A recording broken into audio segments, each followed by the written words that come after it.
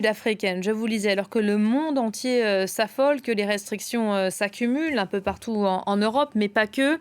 De nombreuses voix s'élèvent en Afrique du Sud. Les experts qui tentent de calmer le jeu, le pays serait effectivement en train de sortir de sa quatrième vague. Caroline Dumais, bonjour, vous êtes notre correspondante en Afrique du Sud. Bonjour. Et qu'est-ce qui ressort chez vous, l'Afrique du Sud qui avait un peu plus de recul que nous peut-être?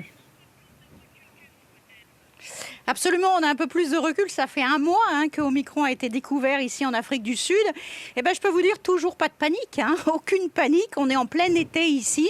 Je suis pas à la plage, mais si vous étiez à la plage, vous vous rendriez compte que les plages en fait sont bondées et que l'été ici se déroule presque normalement. Alors bien sûr, des masques, bien sûr les protocoles d'usage quand on va dans les centres commerciaux, mais le gouvernement n'a pas voulu nous confiner. L'année dernière, à la même époque, on était confinés.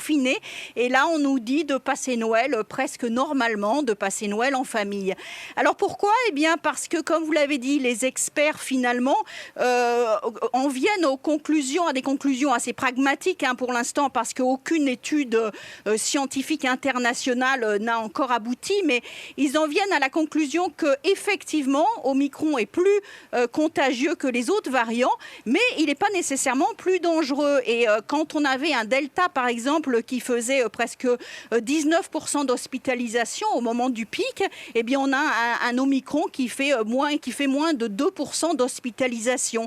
Et on a 30% de chances de moins d'être hospitalisé avec Omicron qu'avec Delta. Donc en fait, on a ici des chiffres d'infection de 15 000 cas nouveau tous les jours, ce qui est relativement élevé, mais on a très peu d'hospitalisations, 600 hospitalisations et surtout très peu de morts. Donc les Sud-Africains sont pragmatiques.